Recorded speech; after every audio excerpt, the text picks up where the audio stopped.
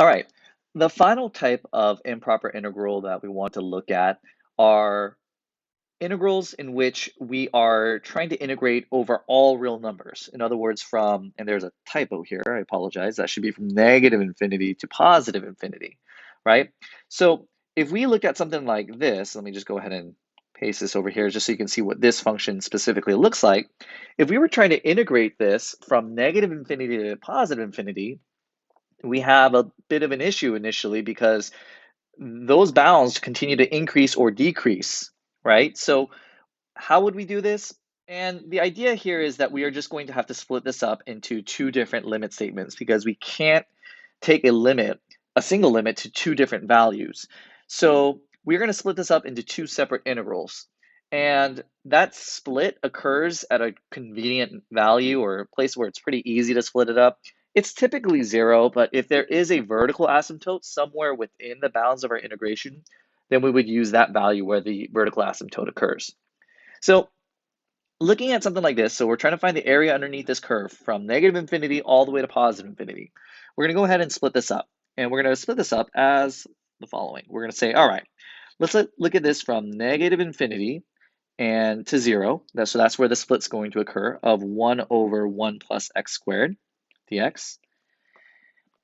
And then we're going to look at this from 0 to positive infinity of 1 over 1 plus x squared. And as is the case when we are dealing with improper integrals, we're going to rewrite this as limit expressions or limit statements. So we're going to then say the limit as a approaches negative infinity from a to 0 of 1 over 1 plus x squared, right? So we're looking at this as the lower bound is negative infinity, plus the limit, this time again, we're using a different variable or constant here from 0 to b of 1 over 1 plus x squared dx. So now we're ready to integrate this. So we've got the limit as a approaches negative infinity, and the integral of 1 over 1 plus x squared, well, that's just arctangent of x.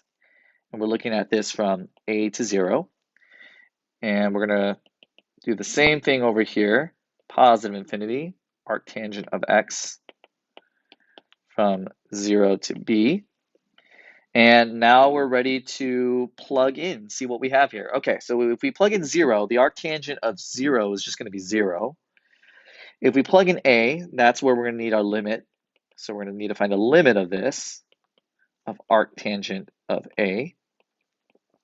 And if you want, you can just skip that step too and just go straight into the evaluating the limit, but I'm going to write them all out. The limit as b approaches infinity of arctangent of b minus the arctangent of 0, which we know is 0. Okay, so this is just effectively 0 minus the limit as a approaches negative infinity. So for what angle is tangent going to approach negative infinity? Well, that happens at negative pi over 2. So we got negative 0 minus, this is negative pi over 2. And if it makes your life easier, I'll just write that 0 there so we don't get too confused. All right, now the limit of arctangent of b as b approaches positive infinity. So at what angle will tangent approach infinity or positive infinity? That happens at pi over 2. Minus 0.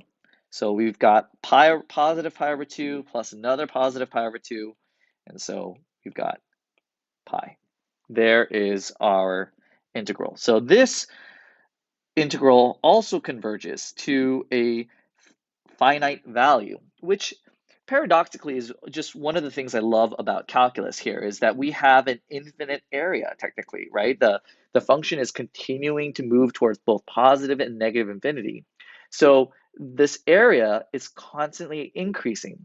But what we're seeing is that it increases by such a small amount that over time, over these bounds, negative infinity to positive infinity, this area converges to a finite value. And this idea is something that we're going to explore a lot more as we start moving through series and start talking more about this idea of convergence.